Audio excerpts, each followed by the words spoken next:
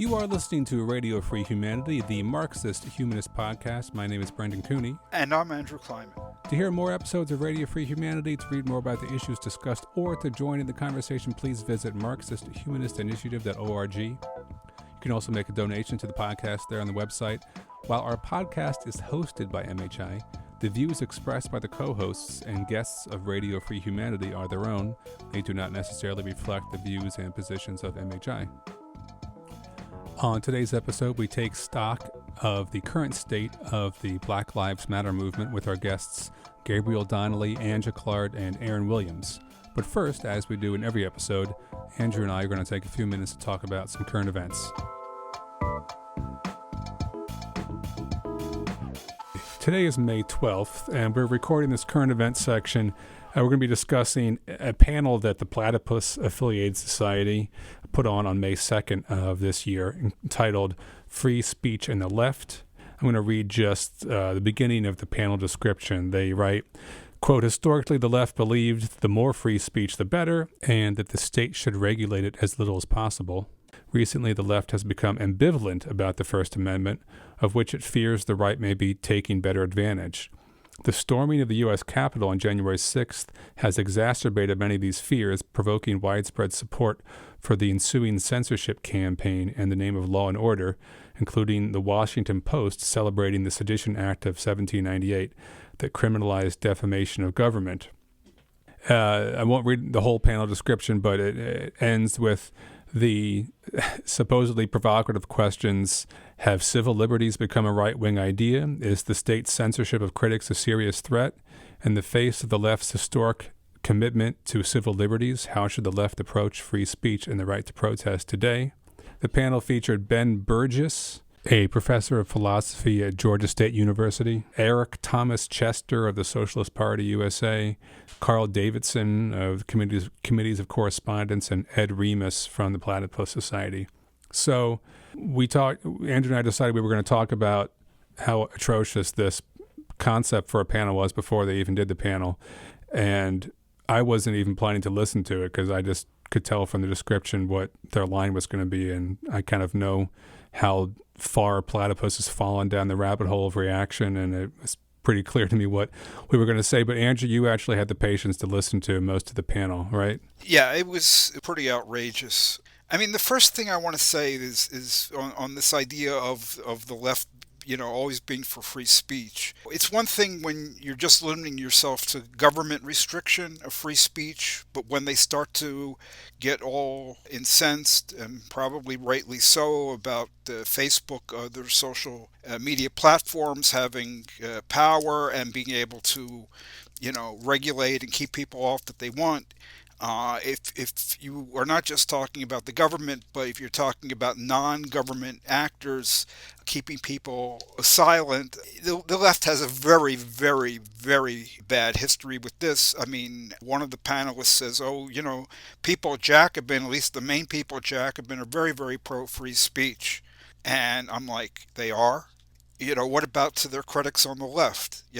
What kind of criticisms of the Jacobin line do we ever see in Jacobin? If I'm not mistaken, you sent them a submission and they didn't even respond to you. Yeah. Okay, so you might be critical of Facebook, but... yeah, there's some hypocrisy there. And I mean, this goes to the issue of what is free speech for? And I don't think that these people really had a handle on why we need free speech. Right. So I did listen to the beginning of the panel. That's all I had time for. But Eric Thomas Chester begins by, basically framing his position like, we need more discussion and debate in society to further like the democratic project. So the left should just be for free speech for everyone. And I assume that is sort of like the construct that the panel is mostly framing their ideas around. Is that right?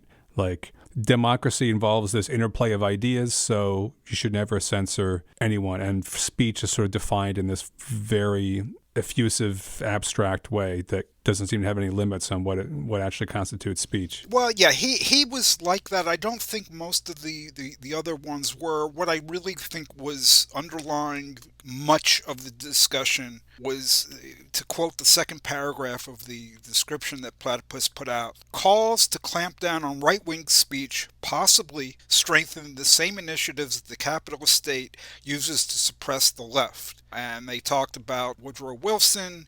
When he was president, Eugene Debs was convicted of sedition and imprisoned, and Facebook purged leftist pages like the World Socialist website supposedly recently. Whether that was a mistake or not, who knows. But I think that that's what is really motivating people, is this belief that anything that the government does against the right wing can be then used against the left. I think that is really what is driving a lot of this. But it's also sort of an orientation toward the present political situation that seems wildly in the dark about the actual dangers of the far right. I totally agree. I think that at this moment, when the Capitol insurrection took place in January, Trump has got more of a stranglehold over the Republican Party now even than before. I mean, earlier today, they just removed Liz Cheney from leadership role in the Republican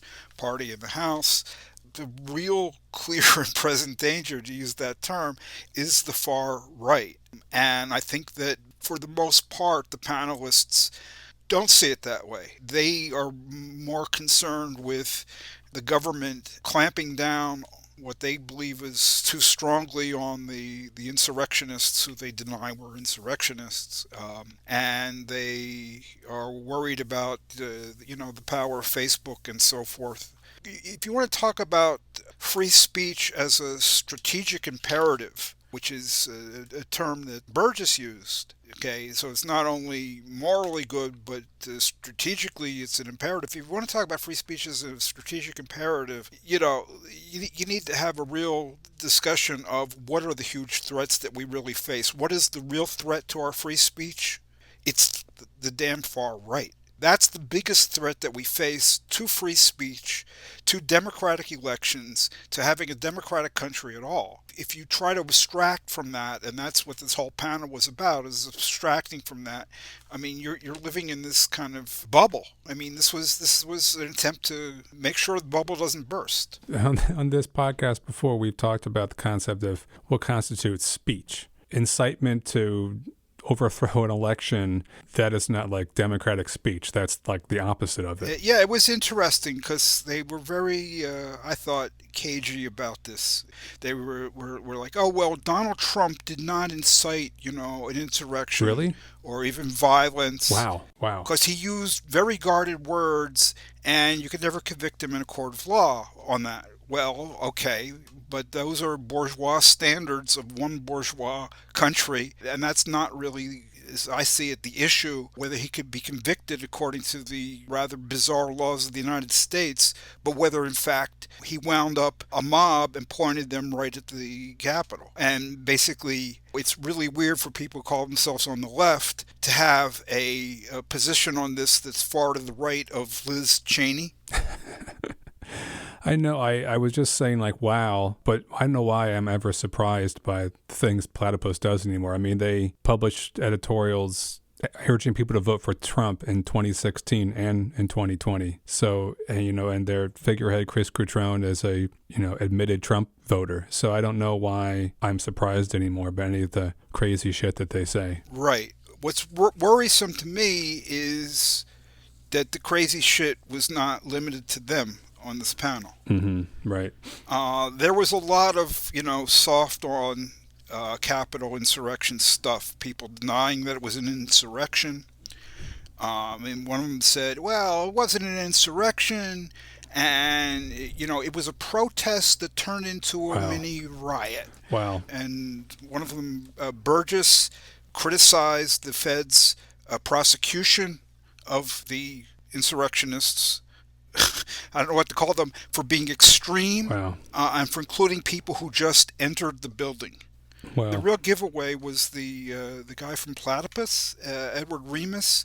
He begins his talk by referring to, quote, entry of pro-Trump protesters into the U.S. Capitol building. Wow. Like it's a goddamn guided tour they went on. Wow. Entry into the U.S. Capitol building where they're tearing up, metal barricades and using the poles to beat people over the heads with. Yeah, where they basically had like a lynch mob looking for the vice president. Yeah, they constructed gallows and everything.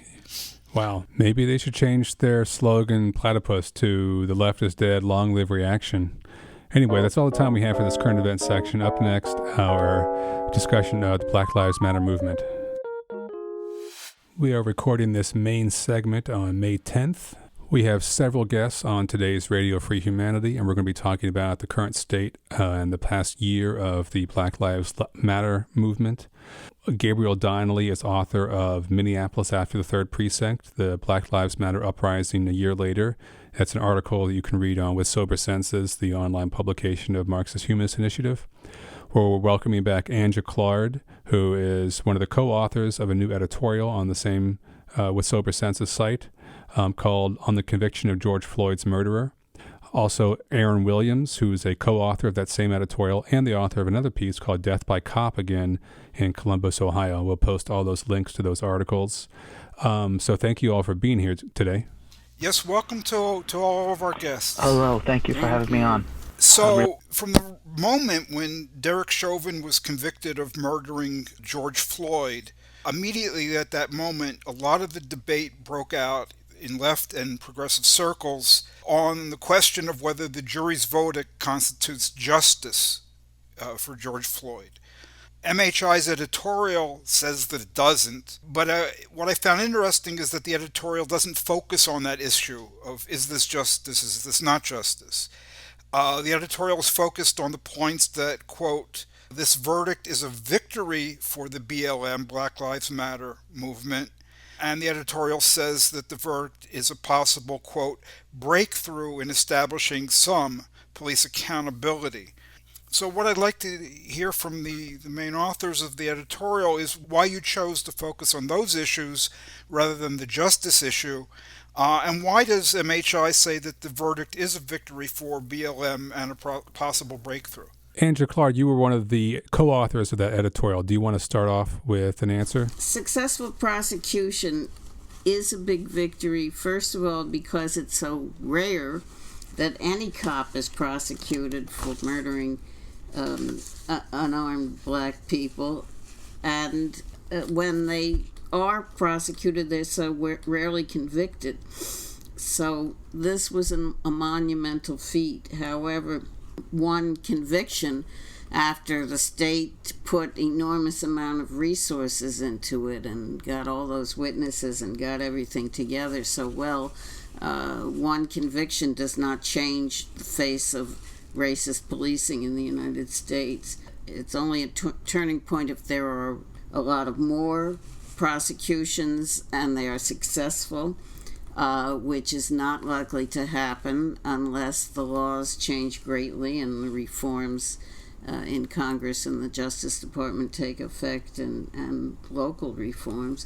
And the other big breakthrough is the fact that the cops told on each other. They're so used to this blue wall of silence where you never speak ill of another cop that they just didn't expect their impunity ever to be impinged upon.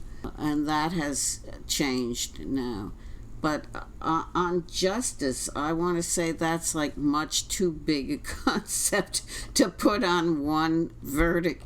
Justice for black people after 400 years of oppression in this country is another matter. I know the families speak of justice and the movement speaks of justice because there used to be no justice at all. And the families wanted to emphasize that even if they got a money settlement, it didn't make up for letting the person go unpunished. But this is not justice in the larger sense of the word at all, to have one person, or even if now they're going to try the other cops, so even four people convicted, no way makes up for the death of a man. This is Aaron. I will continue with some of the comments that Anne made and add a few more. In the common sense notion of justice as something which is morally correct or righteous or something that's prescribed by law, I guess that the verdict was just, or that people have felt that it is some measure of justice.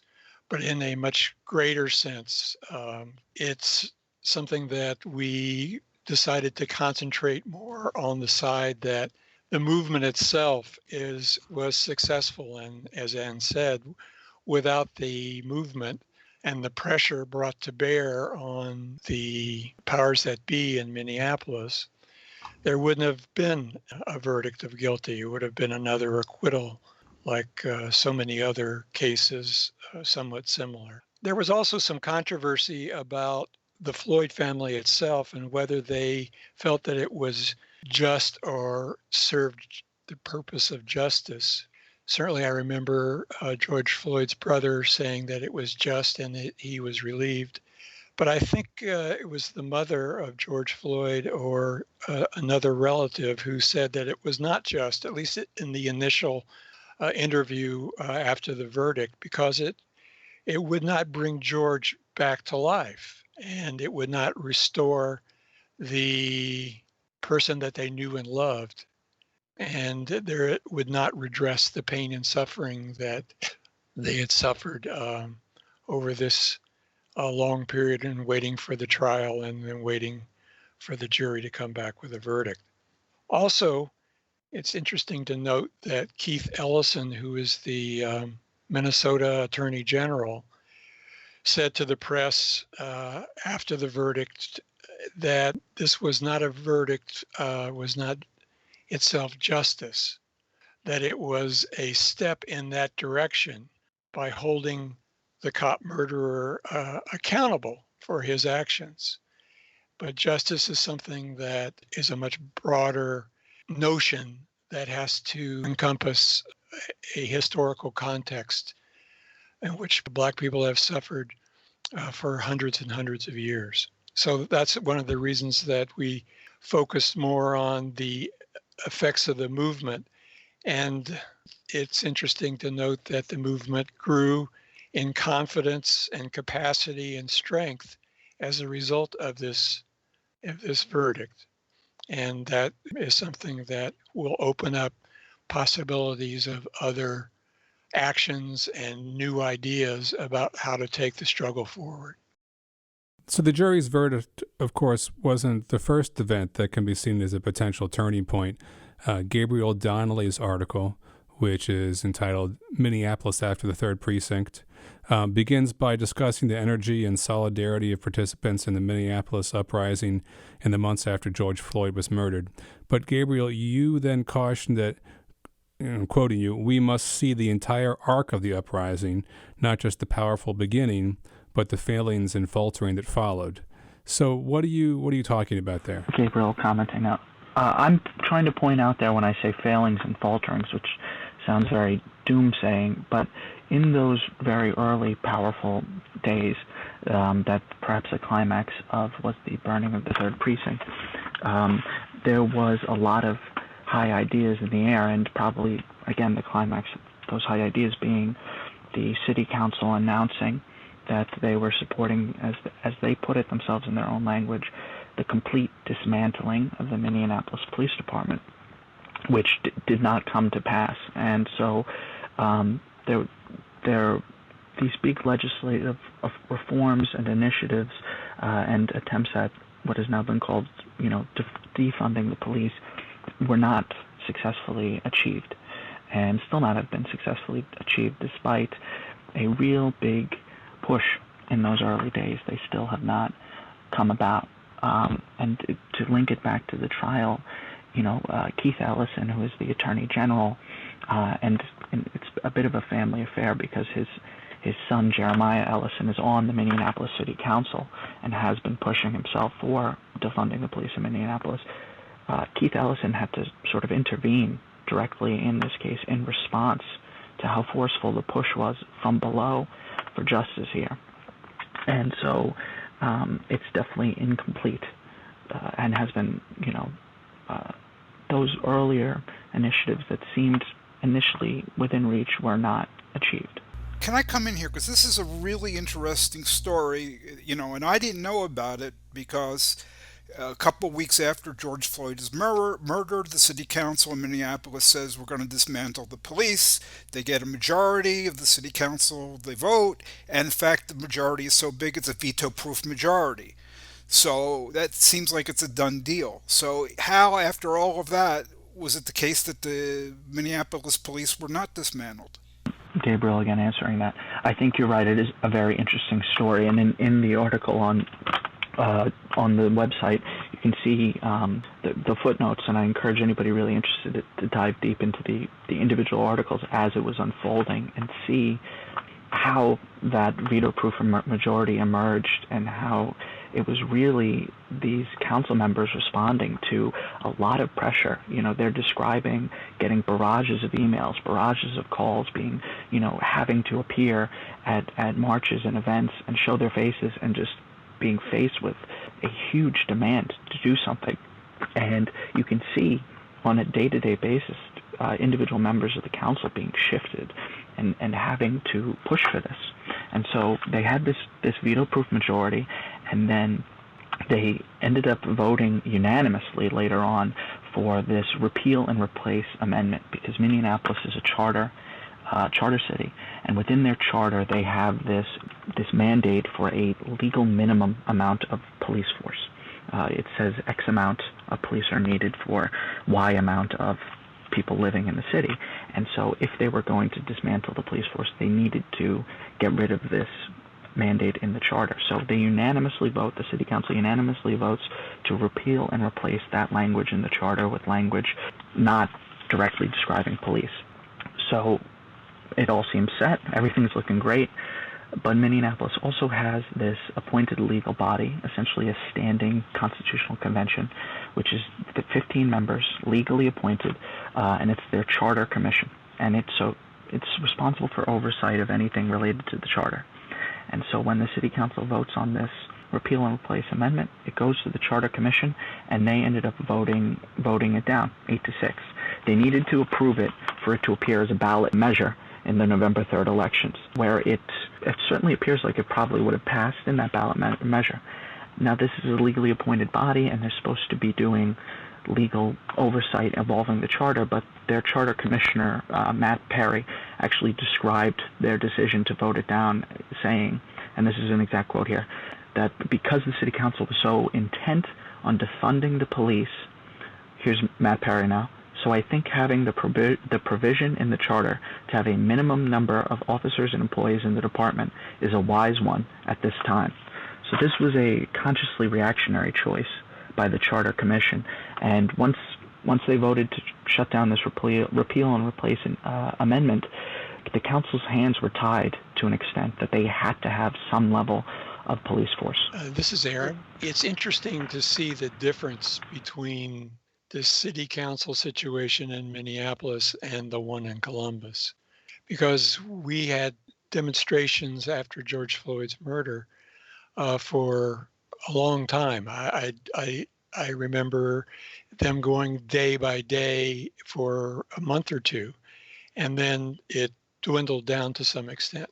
But the reaction of the city council, 7 members, 4 black, 3 white, I think 4 men, 3 women, was always calm, let the process work. We need reforms, admittedly.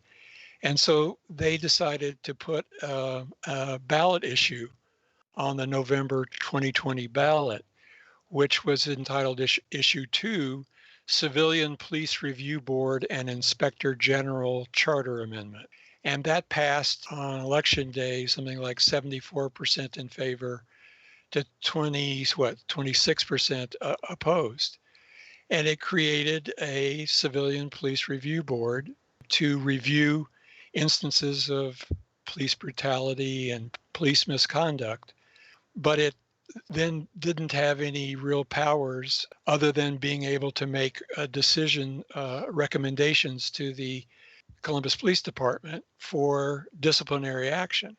But that's as far as they've gone, and they've just gotten around, what is it, May now, just gotten around to setting up who is on this council. And they haven't even gotten to the point of even hiring an inspector general who is supposed to be empowered to go out and make investigations of police misconduct and then meet with the city council and make recommendations. Maybe it's an effect of the strength of the movement, relative strength of the movement in Minneapolis as opposed to Columbus, and sort of delayed what may come down the pike later here in Columbus with respect to radical reforms like end of policing and defunding the police itself. But that's a long way off in my estimation here.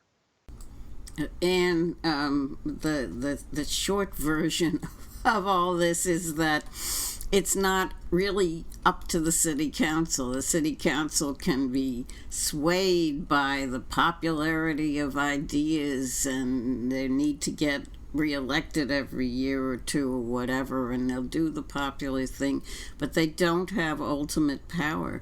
There are all these other sources of power that Gabriel goes into all this detail. I think it's very interesting in his story. So there's this commission, and there's that commission, and there's the state law that, of course, everywhere state law governs over city law. And then there's, of course, the police unions, which are very, very strong in some places. And you can't change things just by voting for them when there's this obstacle course to get through. And that's really what's going on, and is going to be going on every city that tries to get reforms. Minneapolis has a pretty small black population, right? So it's not that everyone on the council was black. It's that they were good-hearted white people there, too. But can you imagine in some city that's majority black, can you imagine the state letting them actually decide important things like that for themselves? No way. If I may quickly comment on that, I think Anne is completely right. The city council is really just the force that is more swayable by this sort of democratic pressure, but they are just up against all these entrenched, in some cases bureaucratic, or in some cases just outright police force responses. I was really struck, and I included in the article, by the council member Steve Fletcher openly talking about how he had attempted to cut money from the proposed police budget, and the police had done a slowdown in responses to calls in his area. And when people complained, the police would say, call your council member and ask why we did it. And this is the type of power that they have the ability to exert to any attempt at reforms or cutbacks. This is Andrew. I think that there's another expression of the same kind of anti-democratic veto at some level overriding the voters' wishes happening in a big way when it comes to the elections. I mean, in a lot of these so-called red states, they're now instituting measures that are going to allow, like, the people in Georgia who actually run things to abrogate the wishes of the voters if they don't like the way it came out. So, I mean, it's like, at some level, I wouldn't say it's completely a sham, but the system looks a lot more democratic than it actually is. Once you start to hear these things and take them into consideration, I mean, the forces of reaction, just like they're kind of everywhere, and they're not going to give up without a huge fight. I think that's something we really miss in looking at what has, since we're doing this year, looking back a year later, I was in my article on where we are in this fight.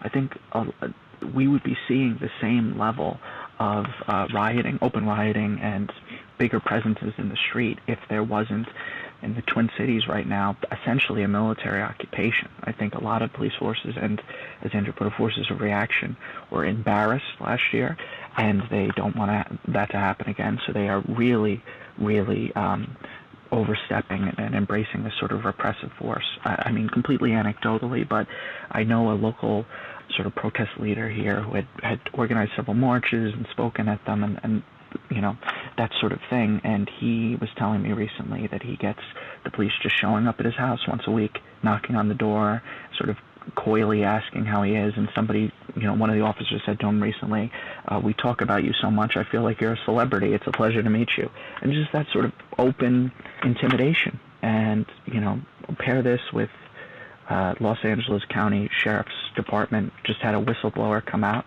and say that there's a gang in the department. They get tattoos when they kill someone. They throw parties about it. And the Los Angeles Times, broke this story, and it just shows how, I don't know how to put it, diseased this institution is and has become. Aaron, I think we should not overestimate the pull, if you want to call it that, the pull of reforms on the movement or leaders of the movement.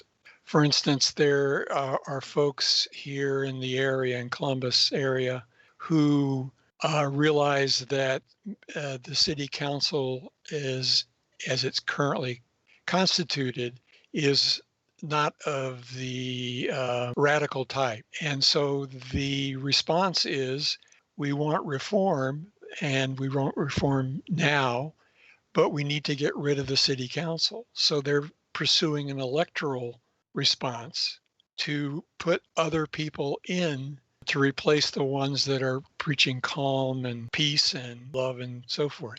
So the pull of reforms are strong, and even though we could easily say that these reforms are limited at best, the movement at various stages will be pulled very heavily to continue with those reforms that others with more pressure would scoff at. And we haven't even touched on what these reforms might be. I don't think we'll have time today, but considering that the original demand was to defund the police, and then everyone immediately said, oh, we didn't mean that literally. I mean, all the liberals said that. We don't know what kind of reforms might pass if there were actual democracy and what effect they would have. Certainly, if we're just talking about putting money into social services and taking away from the police and that sort of thing, I mean, that's all tinkering. It's not disarming the police and changing the character of policing under capitalism. Speaking of social services, I hope everybody saw the article in yesterday's New York Times about the teenager who was killed in Columbus and what happened there. It's just a tragic story. Long before she's killed, she's set up for killing by the system there, and the failure of social services to do what they should have done to help her. I would just add, I think that story about social services failing that young woman is exactly why people so respond to these stories, because they can see in individual cases of police brutality the whole story of a system failing individuals and setting them up for just completely failing them. So Aaron, your article in With Sober Senses is about the police killing of Ma'Khia Bryant, which we learned about just like moments before we learned the jury's verdict in the George Floyd murder trial. But one aspect of your article was that, there's the killing of Ma'Khia Bryant, but it was not an isolated incident, which is why you said death by cop again. How bad is the situation in Columbus? And is this something recent? Because Gabriel was talking about the cops basically in a show of strength, they're becoming more violent and they're going on strike and saying call the city council. Are we getting a vicious reaction that's sudden, or have things always been bad in Columbus? This is Aaron. Well, there's a long history of police misconduct going back 20 plus years. Back in the 90s and the early 2000s, it was more profiling than it was killings. But in the last 5 months, from December of 2020 till the end of April, in Columbus, there have been 5 cop killings of Black people, including Micaiah Bryant, who was the last one near the end of April. Prior to that, at least in the year 2020 itself, going from January to December, when the shooting really started of the 5 people, there were 3 before starting at the beginning of the year until December. So that makes 8 killings of Black people by Columbus police or Franklin County sheriff's deputies or SWAT team people in 16 months. So that is clearly new. And it seems to be something that is not just happenstance, it's with a vengeance. And it comes with a vengeance starting in December of different police officers targeting people for reasons that are just almost beyond belief. It's just an endemic feature of policing that white cops are now on a rampage, it seems, in Columbus with impunity.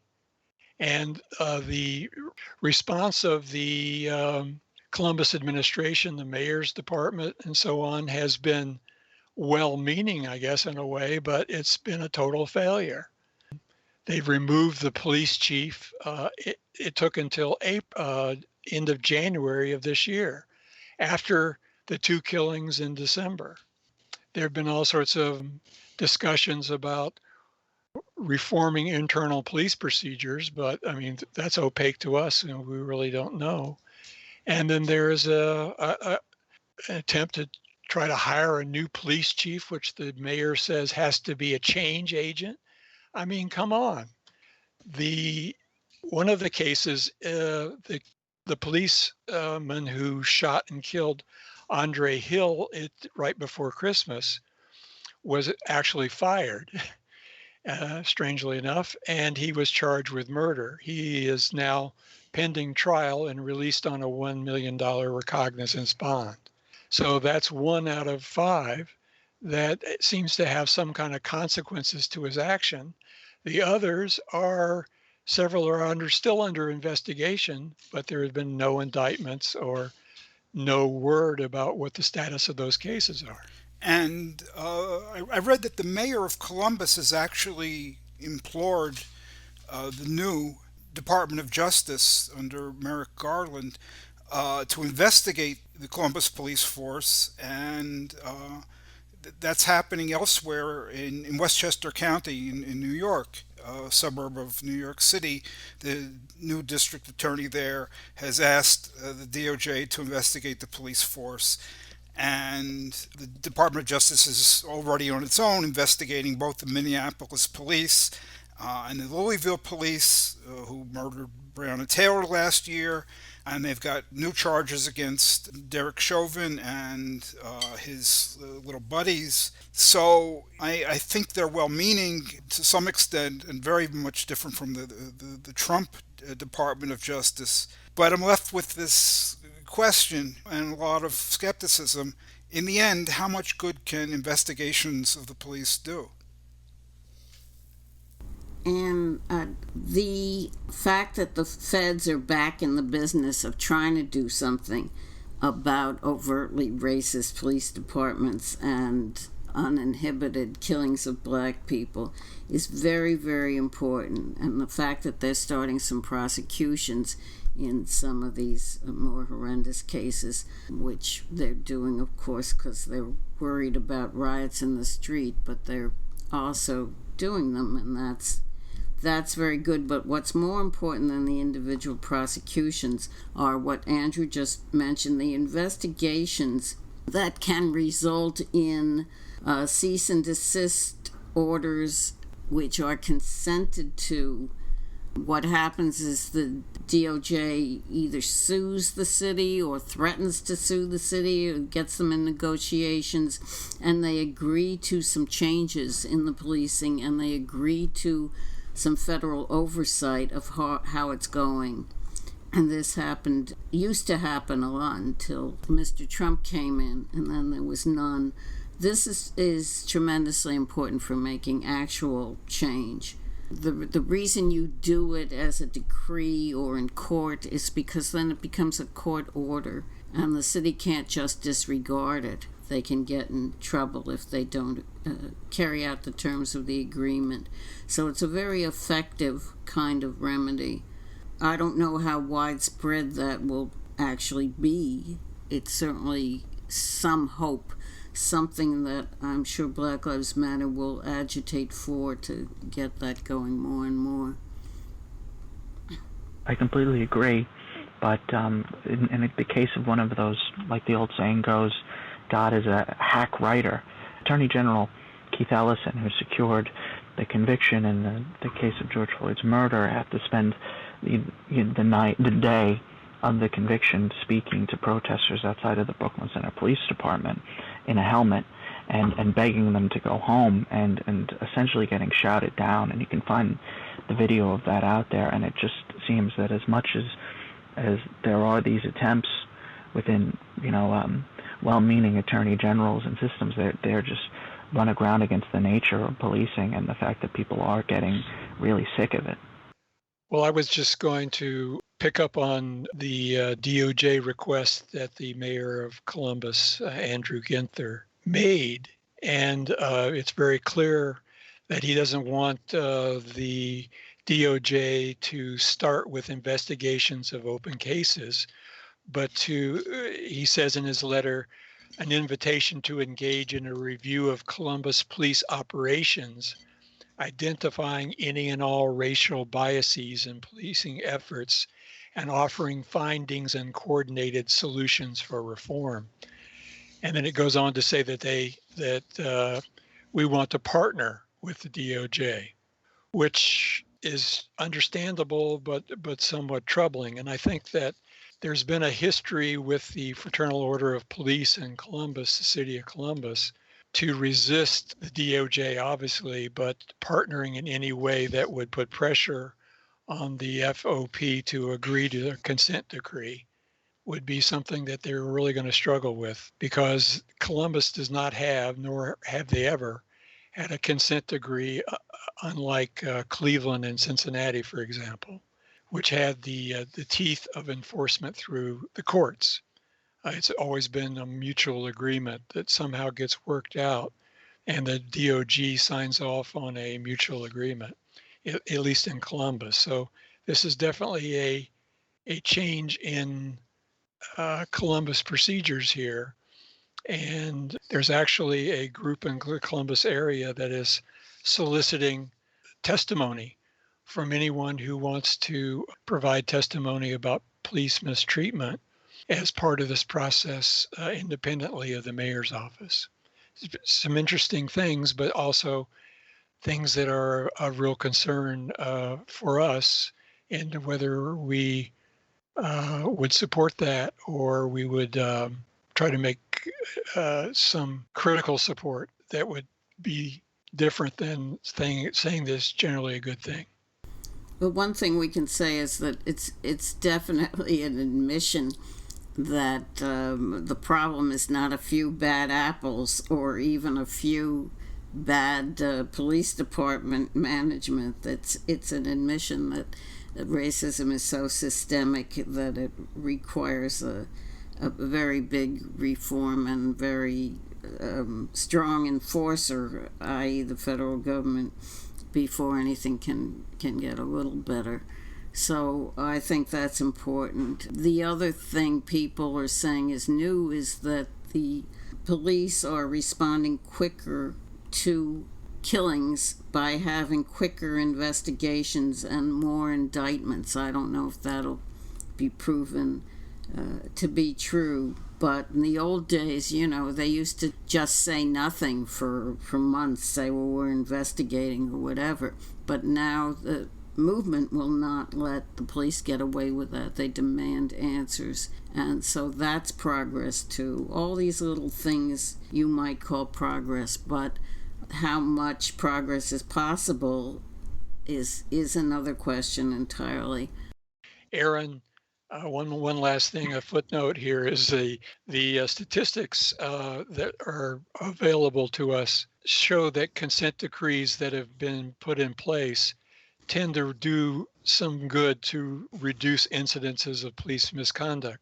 The problem is that when they're then resolved and the consent decrees go away, it picks up right back up again.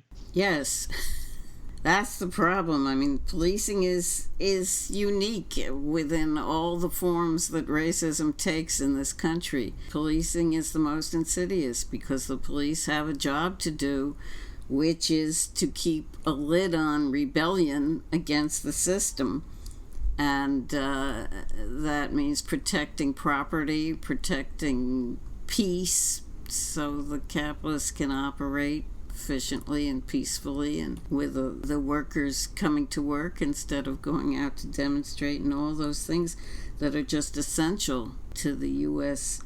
way of life as it is now. So I have certainly grave reservations that very much can be done to reform policing. Well, there was a decision made at the end of April, which is about, 10 days ago, by the U.S. District Court for Southern Ohio, which was a preliminary injunction given by the judge that prohibits the use of projectiles like wooden bullets, mace, pepper spray, some types of body slams, and something called kettling to peaceful demonstrators.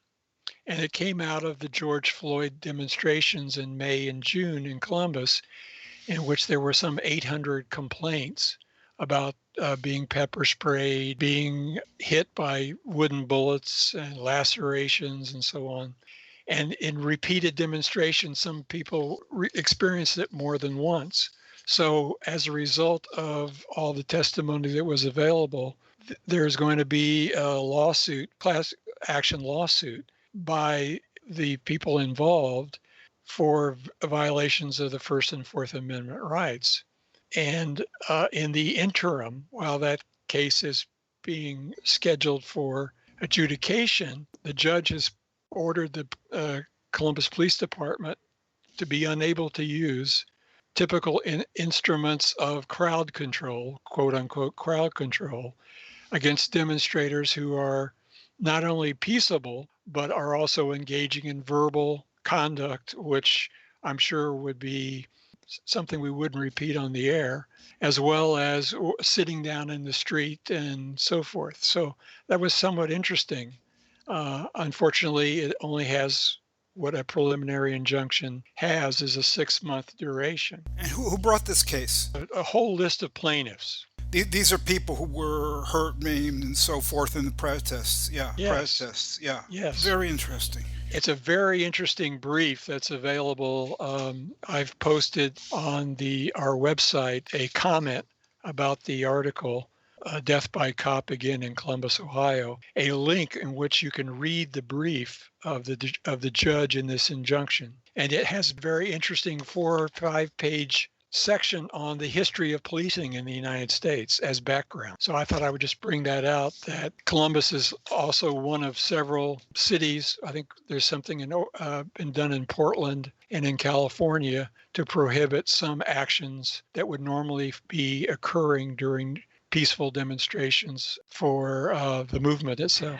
If I may, on the Portland federal lawsuit is particularly interesting because it's about the use of tear gas, and the widespread use of tear gas has actually last year caused some medical discoveries that so many people were tear gassed as effectively a sort of clinical trial, and they found that women who go to these protests had side effects.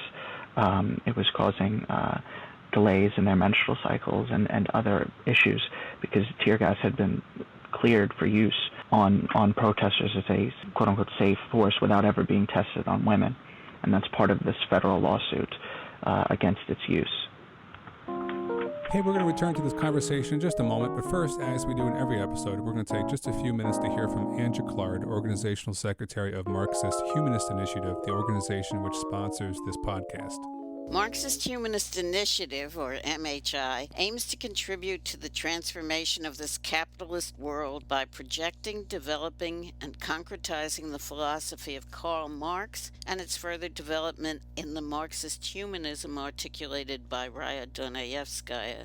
The ongoing COVID-19 pandemic and today's many other social, political, and economic crises make this a moment to engage people in discussion of these ideas. In the U.S., we are faced with the threat of Trumpism triumphing and all-out authoritarianism extinguishing our right to carry on these discussions. Yet at the same moment, the multiracial movement for Black lives has spread to every corner of the country and the world, launching a flood of activism and new ideas that deepen the concept of freedom. MHI is dedicated to the task of proving theoretically that an alternative to capitalism is possible. We are distinguished by our economic analyses in which we do not merely assert but demonstrate that the only opposite to the current world economic system is its abolition and replacement with one not based on the production of, quote, value, close quote. Because capitalism cannot be fundamentally reformed, attempts to reform it lead to an intensification of state capitalism, not to socialism. We are not a political party, nor are we trying to lead the masses who will form their own organization and whose emancipation must be their own act. But we have seen that spontaneous actions alone are insufficient to usher in a new society. We seek a new unity of philosophy and organization in which mass movements striving for freedom lay hold of Marxist philosophy of revolution and recreate society on its basis. Our ideas and actions, as well as our structure and rules, are guided by the interests of working people and freedom movements of people of color, LGBTQ people, other minorities, women, youth, and all those around the world who are struggling for self-determination in order to freely develop their own human natures. We have no interests separate and apart from theirs. To this end, we open our website to the widest possible dialogue with people around the world. We intend to practice as well as espouse a two-way road between our organization and people outside it as essential to developing a single dialectic in the relationship of theory to practice, and as the way to assure the survival of Marxist humanism. Please join us. So what about new laws? Biden and the Democrats have recently decided to get behind a police reform package, the George Floyd Justice and Policing Act. One problem here is their zeal to get bipartisan support. So there's an issue of how much they'll water down the bill to get people like Senator Tim Scott and some other Republicans on board. But apart from that, is police reform through legislation and other means even a realistic solution to the problems? It's one question how much reform can we get passed because of all these political challenges? But there's another question is this even going to solve anything, these reforms? No.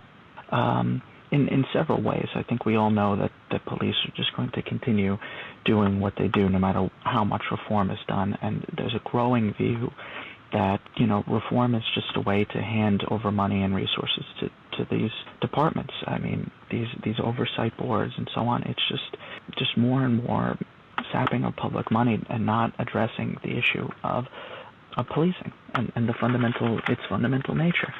And I think the real trouble that the Democrats and these initiatives to reform them are going to run against, keeping in mind what was said earlier, which I agree with, there is a tendency towards reform in this, but I think there is a growing recognition that reform is not enough here. And I don't know what they're going to be able to do to placate that. Again, I'll cite from anecdotally, but from my experiences last summer in the scene around, near me, the Democratic Party does what it always does whenever there's a mass movement and energy around something, which is they go in and they recruit. And I saw people who were there, and then they disappeared, and they got a job in an AC air-conditioned room writing policy that's going to go nowhere.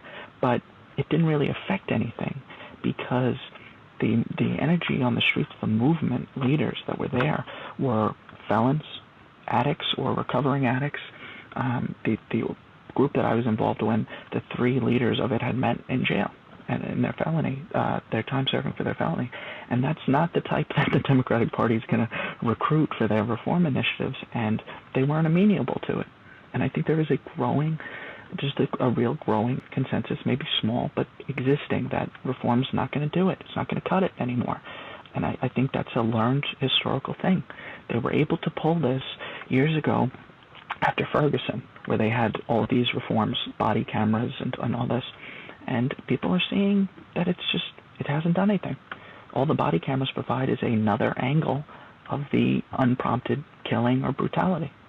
You can pass all the reforms that you can pass, but they have to be enforced. So, as long as the police can turn off their body cameras or rely on the fact that they're not going to have to turn them over after they kill someone, then nothing's going to change. So there's enormous resistance, and also there are proposed laws pending in a lot of the states to make more things illegal and to make it much harder to demonstrate, or much scarier to demonstrate. So I'm glad to hear, that Columbus may go the other way and restrict what the police can do, but there's all kinds of proposals to make various aspects of protesting illegal. I don't know if you saw the article in our web journal, WSS, on what's happening in England, where there's a whole package of laws that make all kinds of traditional protesting illegal, and there was a demonstration about it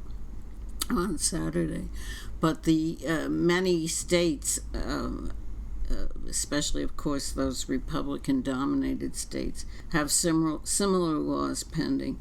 So it may be that they'll outlaw chokeholds, but they'll give the police 9 new grounds for shooting you or something. It's all band-aids on a thoroughly rotten system, as people have indicated here today. So I'd really like to know what the Black Lives Matter movements in the various locations are saying and doing about this stuff. Are they going to be able to handle the lobbying and the protesting in the streets, which obviously it's the latter that's gotten whatever reforms we get? Or is everyone going to rush off thinking that they can get the Democrats to solve their problems by passing reforms? I think it's particularly interesting in the case of England that package of bills restricting the ability to protest had to be delayed because of a new outbreak of protests in response to a police killing. And I think it's really interesting. We're seeing this desire on the part of liberal forces in governance to sort of attempt to paper over this fundamental problem of the nature of policing, and to calm down the anger and the justified rage at these things. And every time it appears that those reformist, liberal tendencies have a win, the police kill someone again and get people riled up. And so it's just, they are sort of their own worst enemy in that regard, because they were about to have that victory and get restrictions on protests, and then one of their own killed a woman. Well, not all reforms are the same. They're the types of reforms that change the balance of power, and those sometimes can have more of an effect on future struggles, right? So I'm thinking about some demands I've heard articulated, like banning police unions or doing things to try to curb the power of the Fraternal Order of Police. Do any of you have a sense of how widely articulated those demands are, and whether they're becoming more to the forefront of people's consciousness? The AFL-CIO is just now releasing their statement on this issue. They've been pushed for it throughout the year because there are affiliated police unions. Yes. Yeah, and yes. The AFL-CIO is backing them and saying they're happy to have them in the AFL-CIO. Oh, wow. Yes. Which is, I don't think, though, if they were unaffiliated, if they were an unaffiliated union and they were still existing as a union, I don't think they would lose any of their glamour in the eyes of, the mayors they essentially hold hostage, Right. They hold mayors hostage. I mean, I think that Brendan raised the really crucial concept of the balance of power, and this is why I'm somewhat more hopeful than I think some of the rest of you. I think the balance of power in this country is beginning to shift. And I think we saw this with the George Floyd murder trial, where I think Ann, mentioned towards the beginning of this interview, and it's in the MHI editorial, you had a lot of cops in Minneapolis, including the chief of police, and they were breaking the blue wall of silence, and they were going after a fellow cop. And we see that how does the trial end? With Derek Chauvin in handcuffs, and this is splashed all across the world, and everybody sees it, including every cop.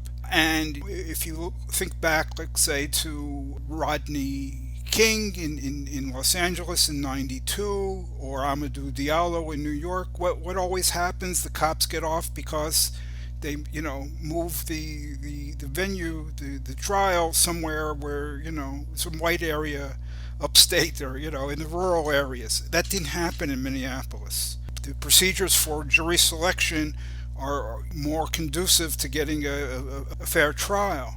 So this didn't come from out of nowhere. Where this all came from was people remember what happened last year in the immediate aftermath of George Floyd's murder. They remember the torching of the Minneapolis 3rd Precinct. They remember the weeks, months of continual demonstrations spreading worldwide. So there's pressure on them. Okay, this is how these victories get secured. I agree with everybody. It's not a matter of, what kind of law you got or investigation. There's some of that. The real problem is enforcement. The real problem is accountability. Okay, and they always get off, right? Once they no longer always get off, and I think that the Chauvin conviction is a turning point in that regard. This guy did not get off, and he did not get off in a big way. So this is what I think has to be done, is for the movement to put maximum pressure on the powers that be, that they can't just knuckle under to the police or willingly knuckle under to the police. And I think the movement's been doing a very good job. So I don't think the question is reforms versus not reforms, in the sense, passing a law, putting in some commission, putting in some procedures, that doesn't do anything. But the real question is accountability, holding the people, who murder, who, maim and so forth, who are brutal, holding them accountable. If enough cops are held to account in a big enough way, enough of the time, then we're going to start to see changes in policing. The problem is, at that point, we've got the vigilantes that are going to take charge, and the Republicans have already, in some places, said, yeah, you can drive your car into protesters if you feel like it, So, this is a very long battle, and the forces of reaction aren't giving up, but I think that the movement can force various legal authorities and courts and so forth to do things that they would not on their own want to do, and I think we're seeing that. Well, we could talk all day, but we are out of time. Thanks again to our guests. For this episode, we had Gabriel Donnelly, author of Minneapolis After the 3rd Precinct, the BLM Uprising a Year Later, and Jaclard, one of the authors of MHI's new editorial on the conviction of George Floyd's murderer, Aaron Williams, another co-author of that same editorial, and the author of an article called Death by Cop Again in Columbus, Ohio. So thank you all for being on the show today. We will link to all those articles on the website and in the podcast description. If you like the podcast, please do stop by Marxist-Humanist Initiative.org to listen to other episodes and to read more about these issues and others. As always, if you like the podcast, we encourage you to write to us, to comment and rate the podcast, and of course to share with all your friends and enemies.